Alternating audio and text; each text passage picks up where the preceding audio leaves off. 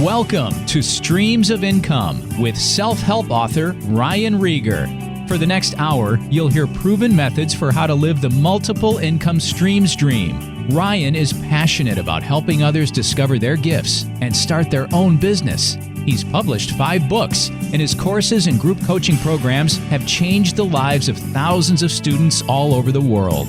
Ryan's books include Private Label, The Easy Way, Finding Your Grace Place, and his latest, Streams of Income.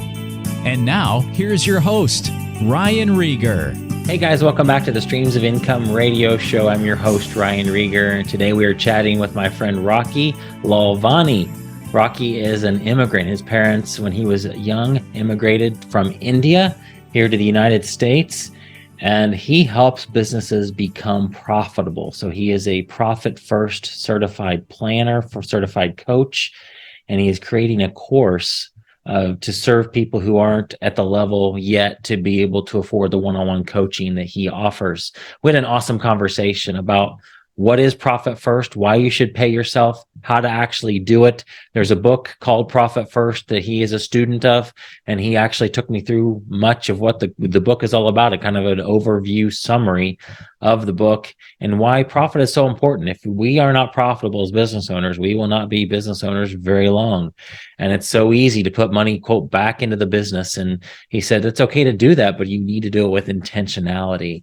And he is just really helping a lot of businesses. I know this episode, if you are in business right now and trying to be more profitable, not really sure about your numbers, maybe you're not an accounting person, because a lot of us, we go into business, me included, and we're not accountants. We aren't numbers people. We just have a passion for a certain thing. We're good at a certain thing, so we turn it into a business and don't really bring that financial skill set to the table.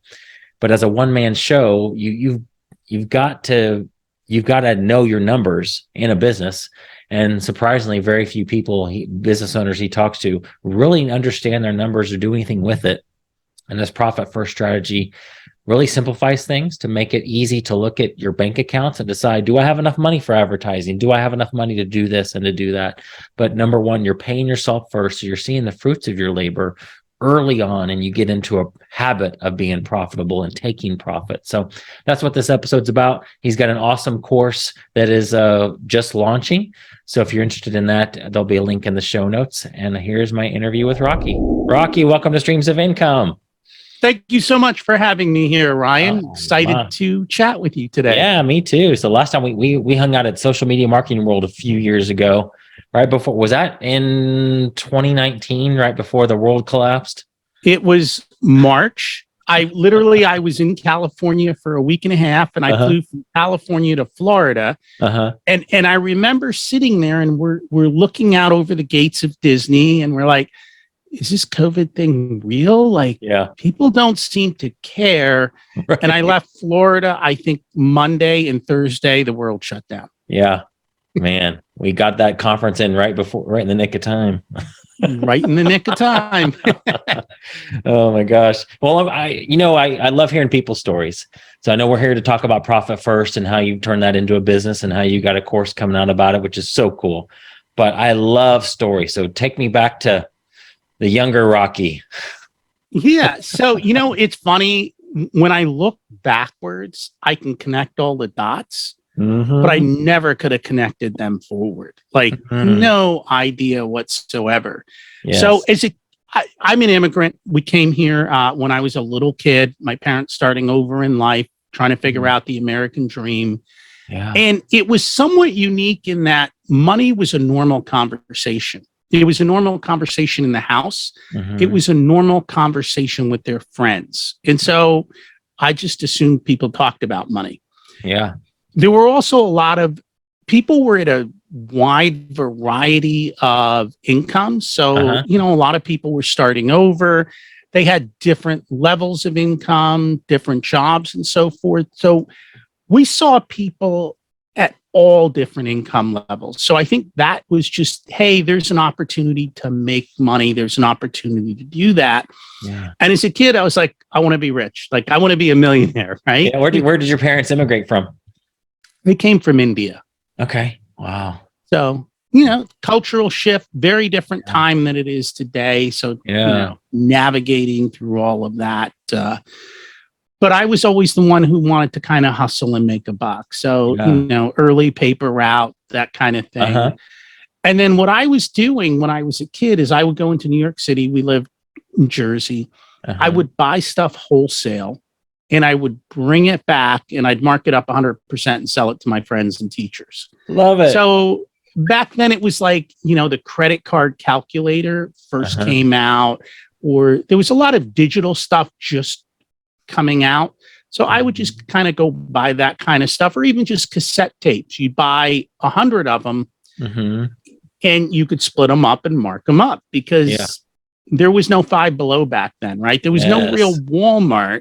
Maybe there was somewhat of a Walmart, but they weren't local to us.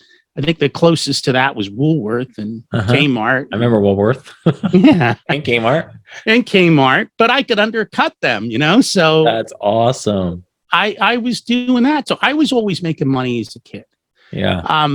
And I took all that money and I walked into a computer shop and I bought an Apple II Plus, the first Apple computer.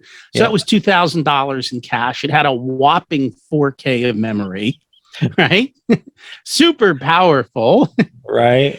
And as part of that, what I learned to do was start programming and stuff and coding. And then they came out with the first electronic spreadsheet, which back then was VisiCalc. And so some adults noticed, hey, this kid knows how to do electronic spreadsheets. And they're bringing me into their Fortune 500 companies going, show our accountants how to get off of paper ledgers and start using, this type of new technology. Yeah. And even when I got to college, I got hired in a bank and they're like, you know how to do spreadsheets? I'm like, yeah. And they're like, okay, you just sit in this room and, create spreadsheets and do all this stuff for us. I'm like, cool. And so my thought process then was, okay, I'm going to get out of college and I'm going to build spreadsheets for people. But it's also the early 80s. Well, actually, it was late 80s by this point, right? I have no idea how to approach people. I have no idea how to say I can build you a spreadsheet. And I had no idea of how do we even explain the value of that. And so in the meantime, I just got a job and I started doing really well at work and started making a lot of money. So when you start doing that, right, some of those passions disappear or I don't think I had good guidance and I don't think I would have listened to good guidance. So it didn't really matter at that point, right? And I did well, but I was always the financial guy. I was always trying to figure out the numbers in a situation. So whenever I was doing sales, I was always running the numbers, helping to show how this was a better value for the client, or even from the sales side, I see where the problem is. And everything I did back then, I tracked. Like I was always using, by then it was Lotus 1-2-3, eventually became Excel. Like literally at the end, like our grocery list is on Excel, right? It's in the order of the supermarket. So you literally have an Excel sheet. It's the same things you buy practically every week. Yeah. You tick them off. We run it. We're in and out of the store in, 14 minutes because we're not going back and forth. Awesome. We never miss anything. And it's almost like a game. So you're so focused on the sheet, you don't look around. Yeah. Right. It's just how quickly can I get myself in and out of here? And we do that with all parts of our life. So I think there was that big Excel and the financial side. So I made my success. I made a lot of money and I built wealth. And then it was like, well, now what do I want to do? Right. Yeah. How long did you work at the bank? Oh, the bank was just during college. Okay. I got out and I ended up in a sales position in a major corporation, kind of followed the sales path for most of my life. But I was always the sales guy who understood the numbers, which surprisingly most don't. So I could explain the contracts to my clients. I could show them how to maximize their contracts, how to get the biggest rebates, how to, so people appreciated that. Yeah. And we showed them how to be able to do things and make them more financially profitable for the clients. You said something that was very eye-opening. You started down the corporate path, and your passions disappeared, right? For entrepreneur, how did you get that back then? Because I think that does happen to people. Like as kids, we're big dreamers, and then you get married and have a family, and then you got to be, quote, practical, and let's just go get a job. And then some people still have those things down deep. They're like, I one day would want to do that, but it just seems like too risky to do. So how did that come back to you? So I think we always had a little bit of side hustles. The other thing that I'm geeky about is reading the tax code. And not that I love the tax code, it's I want to save on taxes. Yeah. And so part of that was doing a little bit of tax work on the side. So that was kind of a little bit of a side hustle was one with that. But I quickly realized that on my side hustle, my tax rates were astronomical. And it took me a while to figure out how to play that game better. But it was always kind of a small thing. Then we got involved in real estate. So I was doing rental real estate flips. So I was still doing that corporate side. Okay. So we always had something kind of going on. Occasionally I dabble on eBay back in the early days. I remember, you know what? Do you remember Teletubbies and like Barney and stuff like that? So I had little kids. Yeah. There was this thing that Microsoft put out, and I found them on clearance at a local store for $1, and I bought them for $1. I put them on eBay. I was selling them for like $50, $60. I was like, oh my God, this is incredible. But it's a one-time thing, right? There's no supply chain on that. Right. So I was always playing around on the side a little bit. Okay. And then at some point I was like, okay, what do I really want to do with my life? I built my wealth. I have the ability to walk away. I was always trying to get my wife to walk away from her job and start a business. And I said, you get it started and I'll come join you in a couple of years. Okay. And it didn't happen. And finally I got sick of work. Things started to go south. I had a lot of freedom in work. So it had the screws been turned earlier, I would have left earlier. Yeah. But things were relatively good. And so I just said, okay, I'm going to build a retirement business for me. Now, mind you, I'm still in my 40s at that point, right? And so I just started exploring things. And one of the things that I really was going to do was financial coaching. So I can teach people how to be a millionaire, right? Here's the problem. I can't do it this weekend, but I can do it over 10 years. Yeah. But the market said to me, well, if you can't do it this weekend, we don't want it. We don't care if you can do it in 10 years because that's too long for us. Yeah. And unfortunately, if you're not willing to put the time in, you're not going to make the money. I mean, Warren Buffett, 90+% of his wealth came after the age of 65. Wow. Right? He didn't make his first billion, I think, until his 50s. It takes time and consistent effort. Yeah. Nowadays on YouTube and I guess on TikTok, you can be a millionaire overnight, but we can even talk about how many of them actually have money versus how much they actually keep. Because for a lot of them, they don't really get to keep much. There's a few outliers that do well. So I started like really spending a lot of time trying to build this on the side. And then at some point, it hit me that business owners weren't looking at their financials. I'm like, what? And it dawned on me, oh, wait a minute. They went into business to do what they loved. Yes. And accounting wasn't on that list. And so most of these business owners were flying by the seat of their pants. They weren't looking at their numbers. They didn't know what was going on. And on top of that, the accounting reports, they don't give the business owner the actual information they need to run their business. They're all looking in the rear view mirror. Yeah. And they're not forward looking. So it's really hard for business owners to understand their finances. And so when I started to realize this, I started investigating and I was like, could I do this in this marketplace? Could I help business owners? And would that work for me? And I realized it did. And so what I eventually did, work got kind of sucky. I'm like, I quit. I'm out of here. That's awesome. Right. And it took me 6 months from when I decided to quit to when I actually quit. So I slowly built up all the things I needed to do, picked my exit plan, and literally I put in my resignation on Monday.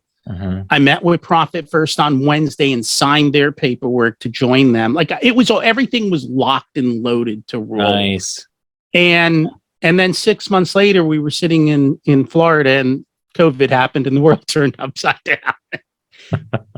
But in spite of that, things have absolutely taken off. So it's been a good, fun ride. Wow. So tell me about Profit First. For those that have never heard of it, what in the world is that? So Profit First is a book by Mike Michalowicz. If you've never read anything from Mike is a serial entrepreneur. He's got all kinds of books about how to run your business. The cool thing about Mike is Mike talks like a business owner entrepreneur. And I'm talking about the everyday guy. He's funny, right? He talks in a language that we all understand, not these big accounting mumbo jumbo and all this other kind of stuff, right? So Mike owned a ton of businesses. One of them was a forensic accounting firm. He's not an accountant, but he actually investigated Enron. Yes, they were guilty. Sold that company, walked away with the 7-figure payday that we all hoped for. And within 2 years, invested in a bunch of other businesses and found himself broke to the point they're coming keys for the house and the car.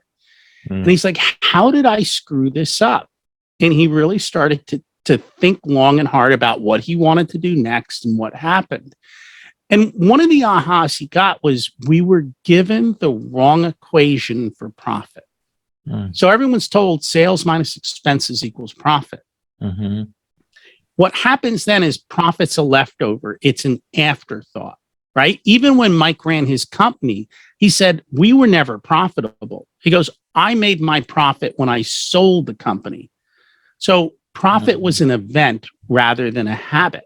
And he said, this is all wrong. They've got it all wrong.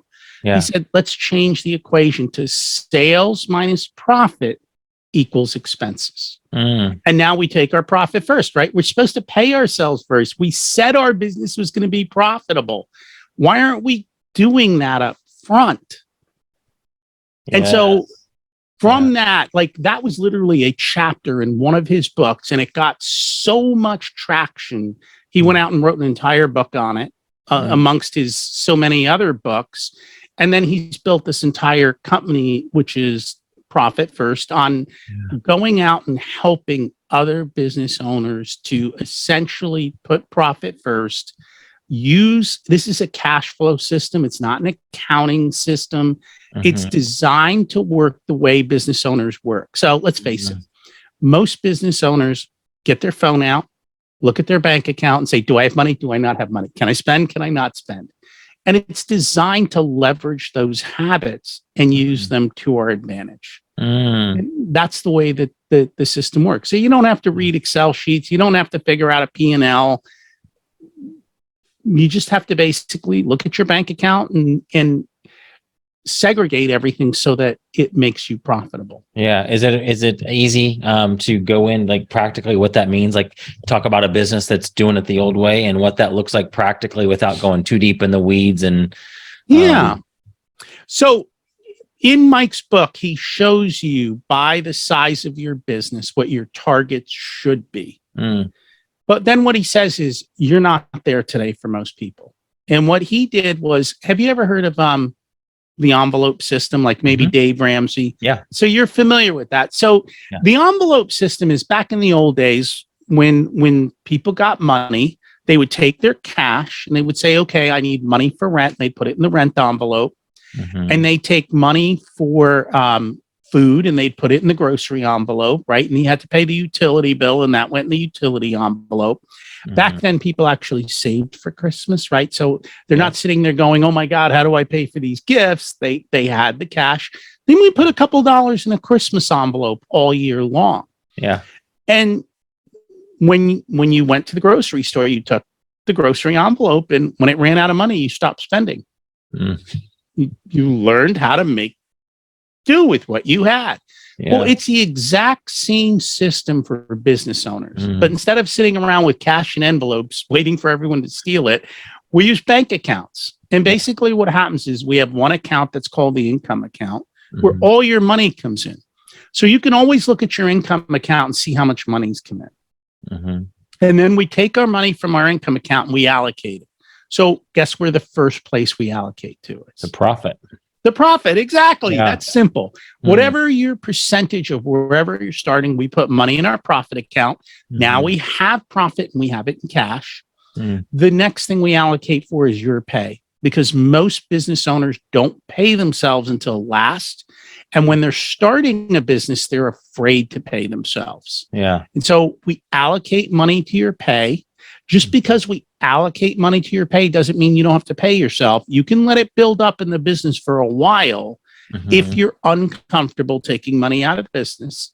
Then we allocate money to the tax account, right? Because we owe taxes. And then we allocate it to operating expenses. Now, I know a lot of your listeners might be Amazon sellers, might be online e-commerce business.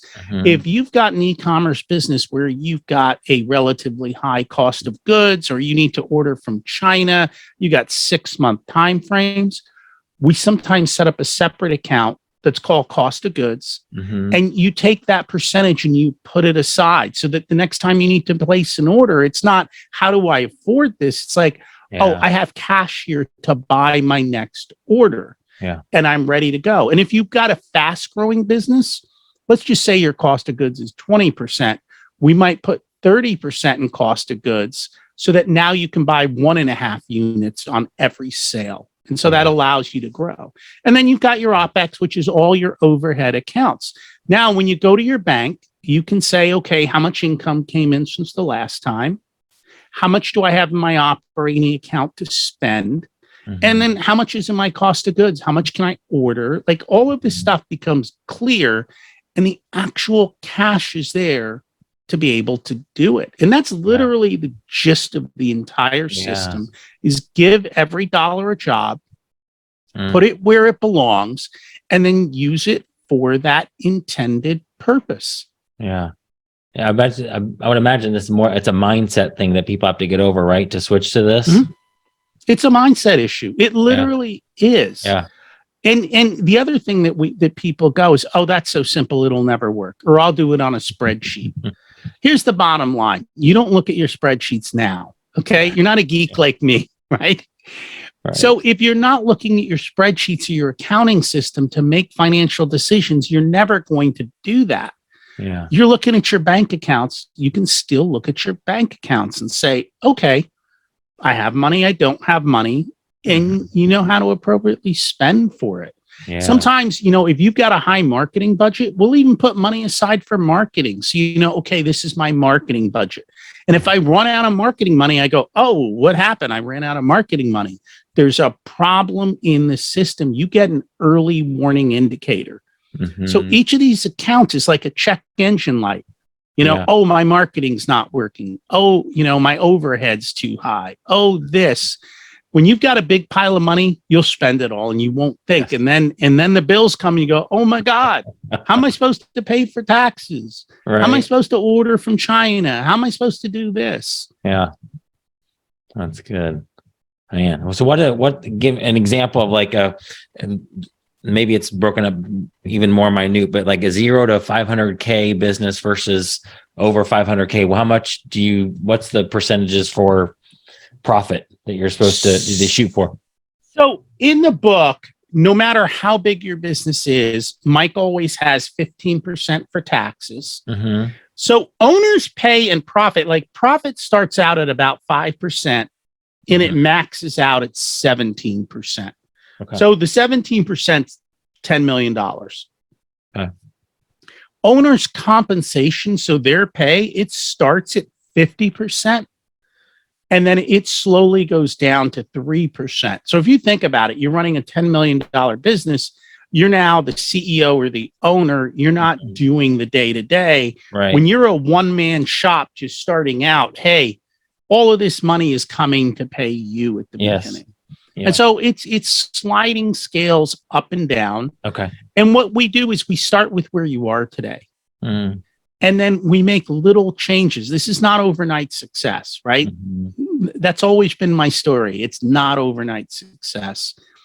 It might take 2 to 3 years to get from where you are today to where Mike has you in the book. But little steps over time compound. Yeah. And that compounding just becomes massive. Yeah. And so that's what it's all designed for, is how do you compound through it? How do you make it work? And how do I take tiny steps to get from where I'm at today to where I want to be? And the cool thing is it scales. Like if you go from 100,000 to 1 million, it automatically scales your pay up. It automatically scales up your profit. It automatically scales up the amount you need for taxes. Mm-hmm. And again, if you're putting money aside for cost of goods, it automatically scales up the money for cost of goods. I think too often what happens is, especially in e-com and a lot of businesses, everybody's talking about the vanity number, which is top line sales. Mm-hmm. You never hear people brag about their profit numbers, though, do you?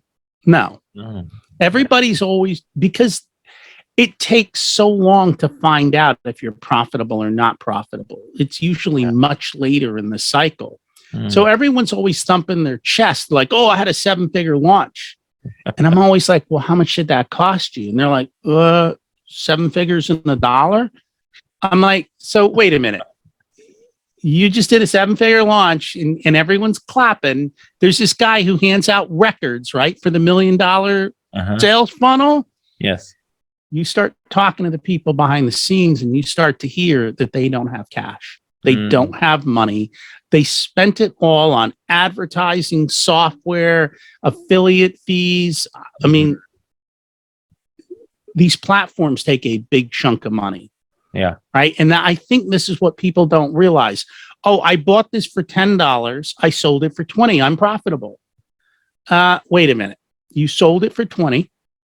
Mm-hmm. You paid 30% to the platform, which means you only have $4 left. And you paid $3.99 for shipping it. Yes. Oh, wait, I got a penny left.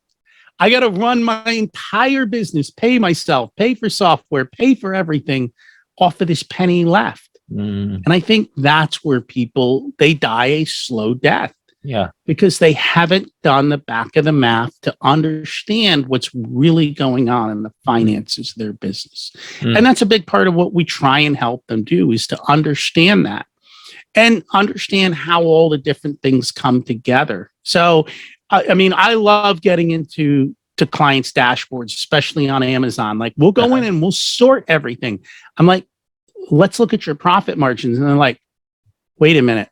I'm losing money on all these products? I'm like, yeah, you're losing money on all these products. Which ones are you making money on? Oh, look how much I'm making on that. I go, sell more. Yeah. Stop buying stuff that's losing money. Start selling stuff that's making money. Make sure your individual margins by your products are where they need to be. And I think too often people don't realize how big a margin they need to be able to truly make $1. That's so good. So there's the book that you obviously read, you know it like the back of your hand. And then they have certified professionals, which is you're one of those. And you are creating a course with so First. We created a course. So one of the things that really has come up just amongst all of us Profit First professionals and just dealing with clients is, at the end of the day, we have to live too. So we do have charges and, monthly investment to work with us. Yeah. There's a lot of business owners that at the end of the day, they don't have enough revenue or margin to be able to invest in us on that type of a basis, but they need help. And so the course the book does a great job of teaching it. What we find is that there are friction points. Yeah. Or they read the book and they do it and they look at it and they go, oh, this doesn't make sense, or they get the equations wrong. And so what we decided is we really want to help these business owners. How do we figure out a way to help them that's fair to both sides? And what we did was we created a course. It's called the Profit Blueprint. And it comes at different service points. So we've got everything from do it yourself to done for you, so to speak. Mm-hmm. And we go through, we teach all the principles of profit first, but that to us is just level one. Because when we work with our clients, we go from level 1 to level 10. And what we wanted to do was give everyone the same tools that we use to help them go from level 1 to level 10 to understand how to do this on your own without getting an accounting degree, without understanding all these crazy financial reports, but how to simply do it. So we do everything from basic forecasting to, looking at a product and looking at all your products and evaluating which ones are most profitable and which ones aren't, to doing cash flow projections so you can see how much cash is coming in, to how do you set up the whole system, to how do you make sure your business and you fit together and do all of that. So I think we've got right now we're at 9 modules. We keep growing. Like this is going to be a living course. Yes. Like too often you get these courses, you buy it, and then 2 years later, they're like the new improved version. Yes.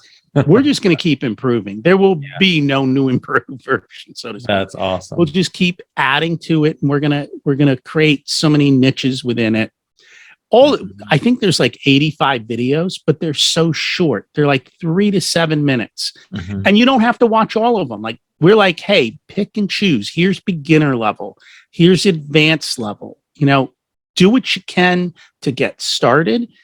And over time, you can just keep coming back and leveling up and making yourself better and better at understanding the finances. And we created all the Excel sheets so that they're all there and ready to use to fill in. So it makes it easy for people to be able to do that. Once you have a framework, it becomes easy. Then the question is, can I afford an employee? Well, we've got a calculator for that. Can I make a capital investment? Can I buy a truck, or can I do this? We've got a calculator for that. Wow. So we've created these tools for each and every situation. So again, it starts with, hey, here's the course. Do it yourself. If you've got a question, ask inside the course, we'll answer. So there's support. Yeah. To, okay, do the work and submit it, and we'll review it for you. So that's a next tier up. Awesome. And then the third tier is, hey, you just go look at the course. We'll do all your homework. We'll give it to you. Nice. And we'll tell you what you need to do to maintain it going forward.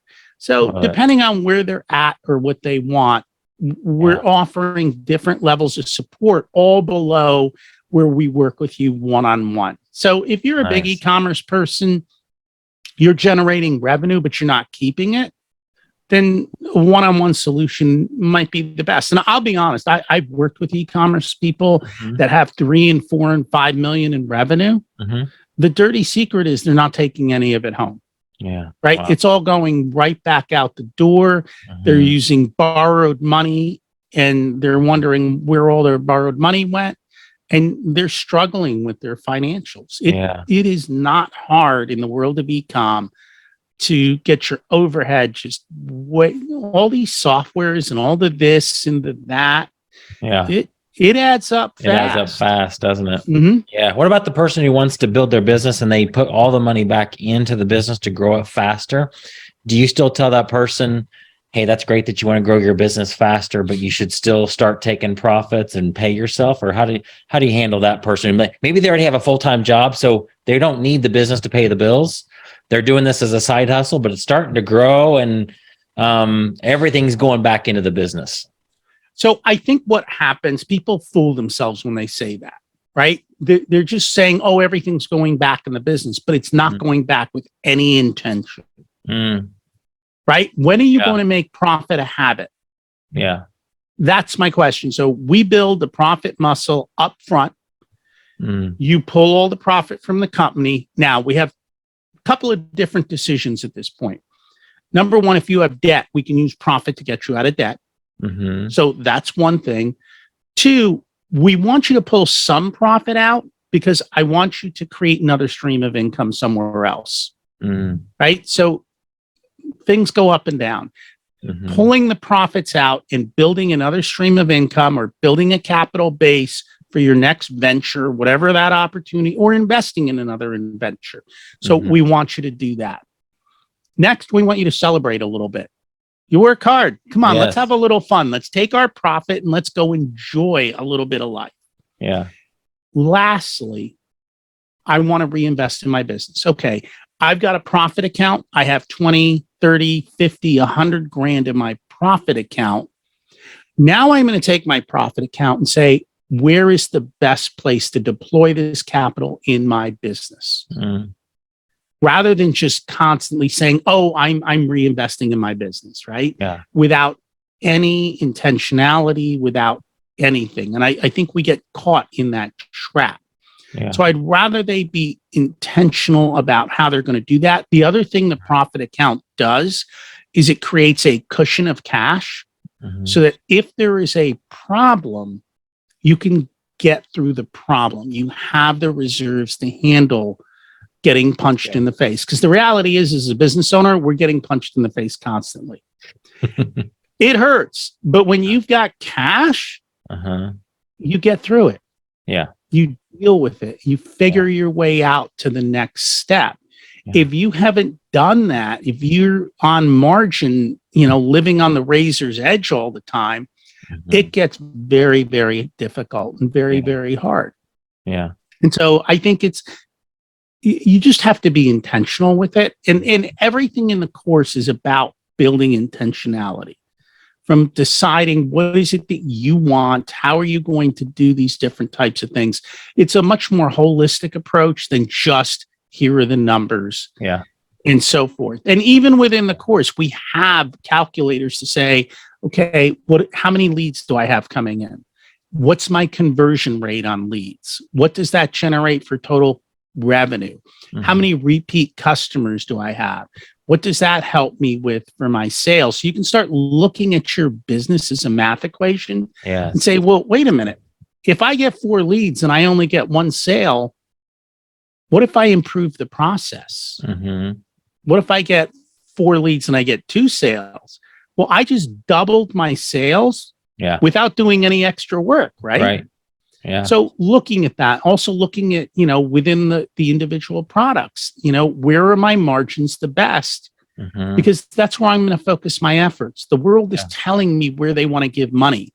Listen and go shift your business constantly to those types of things. So all of those things are built out, easy to use. Everything comes with explainer videos. We walk through it and you get to ask all the questions you need to ask to make sure it's done right for you. I love it. It's going to be so helpful. So I know that it's called Profit Blueprint, and then you'll get me a link and we'll just drop that in the show notes. And when that's ready, right? Correct. Yeah. Well, by the time this releases, it'll be ready. Perfect. So there'll be a link there. The link will take you, if you want to go directly to the sales page, I think we'll have it. Okay. We'll get you a link to the sales page. We'll also put in a little bit of a discount for your listeners as well. And then if somebody's unsure and they're like, we want to learn more, or we want to talk to you, we can schedule a call. And I think by the time this goes live, we're going to create a lot of explainer videos so that you can actually see what's inside the course. So hopefully by then we'll have the explainer videos up. We'll show you, you can actually see what we're talking about and see if it makes sense for you. At the end of the day, our goal is for people to have a growing and more profitable business. You look around, small business is the backbone of America. We're what creates jobs. We're what gets people out of the recession, right? It's in times of trouble that small business steps up and brings America back. And you can use this wherever you are in whatever country. So you can bring your own country back. Yes. We really just want to help the small business owner to actually reap the rewards of the risk and the time and the effort they put into their business, because they deserve it and they should have it. And too often we're hearing too much of the glamour of top line. Yeah. We want to see the glamour of the bottom line, how Absolutely. much you actually get to keep. That's what you can spend at the grocery store, feed your family. That's correct. That's Not what the top line revenue. That's what pays your bills. That's what allows you to give your employees a raise. That's what allows you to be charitable in your community and to give back and do all of those things. All of that comes out of profit. I think too often in the non-entrepreneurial world, profit sometimes is a bad word. And I know. it should not be. Not at all. Not at all. Not at all. That's how people get paid. If you're not profitable, you can't pay them. You can't hire them. Right. That's so true. Well, Rocky, thank you for doing this. Thanks for being on my show. Thanks for your course is going to help a lot of people. So on behalf of all the small business owners across the world, thanks for what you do.